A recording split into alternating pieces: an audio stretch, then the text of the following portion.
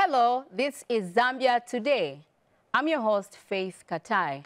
Now, the access to information is one of the keys to democracy and is critical for enabling citizens to exercise their voice and effectively monitor and hold government to account. It also promotes democracy and accountability and is vital for empowering all citizens to enter into informed dialogue about decisions which affect their lives. During his end-of-year press conference held at Mlungushi International Conference Center on Friday, 22nd December 2023, President Hakainde Hichilema highlighted a number of issues, among them the Access to Information Bill, which he later, during the same conference, assented into law. On today's program, we are focusing on the ATI, and we will be featuring different stakeholders as they give us their views on the Access to Information law. But before we get views from the stakeholders, let's watch a clip on the President's speech where he assented the ATI bill. Advocating for the Access to Information bill to be signed into law, and the President promised that as soon as it is brought before him, he will assent to it and sign. And as announced earlier, we are now witnessing a historical event where His Excellency the President is signing the ATI into law. From henceforth, this is no longer a bill, but access to information in Zambia. Well, viewers, like I said earlier, something historical there which has taken the country over 20 years. At this point, let's get the views from the stakeholders. Kudos to the New Dawn administration for having taken a bold step to enact the historic Access to Information law. You understand that this bill has been on the tables of Parliament from 2002 when it was withdrawn at second reading on the misconception that the Access to Information law was a media law. The politicians then, they feared that this would be a powerful tool in the hands of the journalists who would be able to ask about the private affairs or private lives of the politicians. And premised on that, the bill was withdrawn on the premise that the politicians who are responsible for making our laws, that they needed to do further consultations. You will note that from 2002 to 2023, that is a total of 21 years. So successive governments came, promised, but they failed to enact this vital human rights piece of legislation. But the New Dawn administration, 2 years, 4 months into their reign, they have taken a bold step as a promise that they would enact this law, and truly the President did assent to the Access to Information Bill number 24 of 2023, and it is now a law. So this is quite commendable. As civil society organization, we are extremely very delighted that this bill finally is on the tables of Parliament. Access to information law is very vital in a democracy. Why? Because access to information law is a fundamental principle of freedom of expression. You will note that our Constitution in the Bill of Rights, particularly under Article 20, it provides for freedom of expression. Now, one component of freedom of expression is a freedom to access information, through which access to information falls. So, in a democracy where there's no freedom of expression, where there is no access to information, then there's no democracy to talk about. But here we are in Zambia. Our Constitution has provided a framework for the enjoyment of freedom of expression, one of which is access to information. And our government has finally enacted this law. What will this do? So an access to information law has a lot of benefits. How? Because an access to information law is key in running a transparent and an accountable government. Citizens cannot hold their leaders to account if they do not have the information. If, for instance, my member of parliament has been given money to put 10 street lights, and in the morning I wake up I find that the street lights are 7. And if I read somewhere that the number of street lights that are supposed to be erected are 10, and I find 7, I'll call my leader and ask, the contract document says 10 street lights. I see 7. What has happened to the 3? Where is the money for the 3 gone to? I'll be able to do this because I have the information. But imagine if I don't have the information. I wake up and see 7 street lights, and so thank God we have 7 street lights. Yet they were supposed to be 3. So you can see from this example that you can only effectively call our leaders to account when there is access to information. In other words, we will not be effective in a democracy as citizens to participate by calling our leaders to account in the absence of an access to information. It is for this reason that we are happy that government has taken this bold step that now we have an access to information law. So this will enhance transparency, this will enhance accountability. It will also probably work as a safeguard measure or as a deterrent to those civil servants who have long hands and to steal from the public. Because without access to information law, it will enhance the aspect of scrutiny. In other words, people will be able to scrutinize how was this decision reached. And when people know that their decision will be scrutinized, they tend to take care. So it is hoped that with an access to information law, that it will reduce corruption. Thank you. The benefits of access to information in a democratic country of Zambia are quite vast. Perhaps we could start by mentioning what access to information is, which is a right, a universal right that every citizen, every individual has to seek and receive information from public bodies as well as private bodies that are carrying out private functions. So when we talk about a democratic country like Zambia, it promotes the good tenets of democracy, which include transparency, accountability, and citizens also play their role in a democratic society. So we know that democracy is the rule of the people, for the people, and by the people. And once people have this right to access information, they are able to provide adequate checks and balances on the government as well as on private bodies that are carrying out public functions, which strengthens the democracy of a country like Zambia. So economic development is promoted through various aspects. And like we said, in the benefits of having an access to information law, we have transparency, we have accountability, and we also know that it helps fight corruption. So the journalists, civil society, and citizens at large have different roles that they play. And in them fostering this economic development, they can do so through transparency, which can be done through the checks and balances which are provided by civil society through access to information. When civil society goes to these public offices to seek for information, this information helps them carry out checks and balances, which also improve on the quality of service that the government is providing at the end of the day. This is also inclusive of private bodies that are carrying out public functions. In the long run, we will see that services are definitely going to be improved in terms of quality, and we will also see that civil society, the journalists, and citizens at large also will help in the fight against corruption.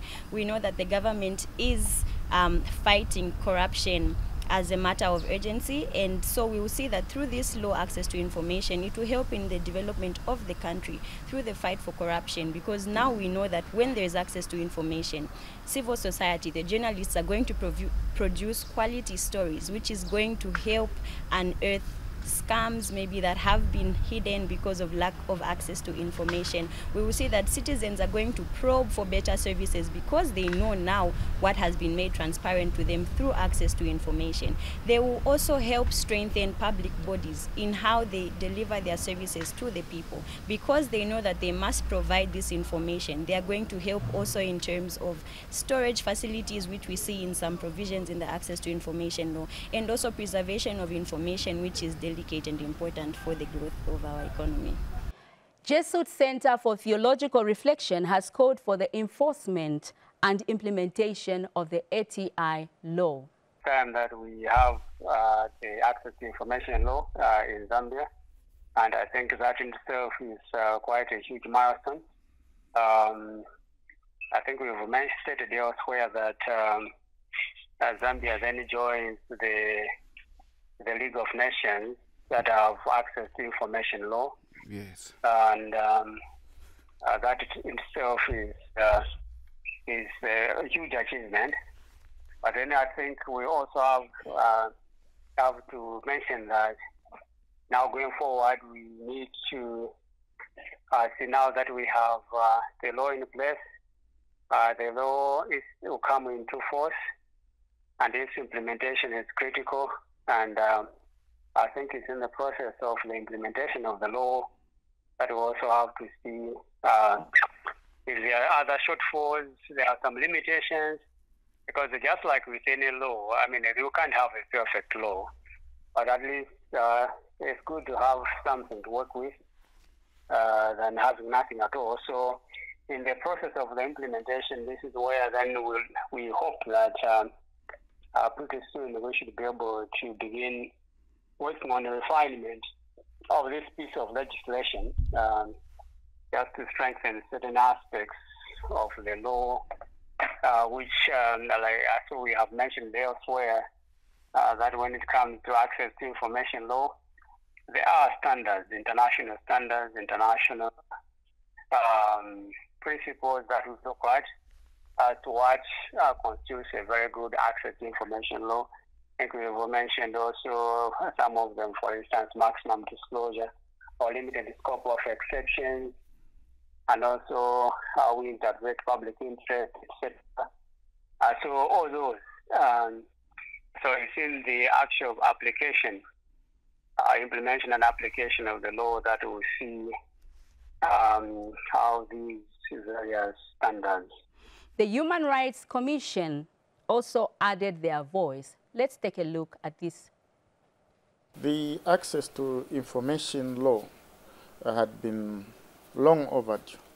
This is a law which we must have had as a country immediately after returning from one-party state to multi-party democracy in 1991, because as a country there was a resolve that the country should move to an open society. In an open society, we have shared responsibilities that citizen participation requires that there is access to public information.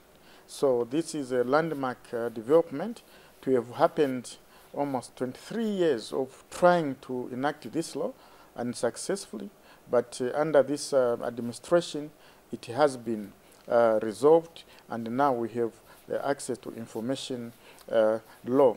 This law is very important for the country. It helps the government to govern better.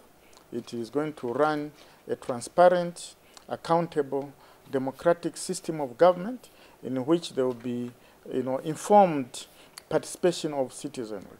Citizenry can only participate in an informed manner if there is access to information. And it also minimizes conflicts, misunderstanding, and misinformation, where people are peddling rumors on public issues or national matters, basically because they've got no access to official information that will make them make informed decisions from a factual point of view. And also on the part of the information seekers, it's a very important piece of information that they are going to have a view of how government is managing the national affairs on their behalf. So as Human Rights Commission, an institution that is designated to provide oversight on the implementation of the access to information, we are going to work closely with the Ministry of Information and the Media, which is actually the custodian of this piece of legislation. And as you know, under the Act, people or information seekers that are not satisfied with the decisions that are made by information holders, they have the right to appeal to the Human Rights Commission. So the Human Rights Commission is designated under the Act to hear appeals and determine, cases resulting from dissatisfaction by information seekers. And that is a very onerous responsibility for the Commission, and we are grateful that this national responsibility has been reposed into the national human rights institution, being the Human Rights Commission. And justifiably so, because access to information is a human right. So it's a human right, fundamental human right for that matter. It's a bedrock of all human rights, that without access to information, it becomes very difficult to promote and protect a wide range of other rights. So it's only in order that the institutions such as the Human Rights Commission, that is mandated by the Constitution, as a matter of fact, to ensure that the Bill of Rights is upheld and protected. Access to information fundamentally falls under Article 20 of the Bill of Rights as a matter of freedom of expression, opinion, and so forth. So it's very important that now there is this enabling legislation in the form of the Access to Information Act that has been assented by the President. Another role as the Human Rights Commission will need to play is to ensure that there is sufficient information or education relating to the content of the Act. We want the information holders, be public and private bodies, to understand their obligations and the responsibilities under the Act.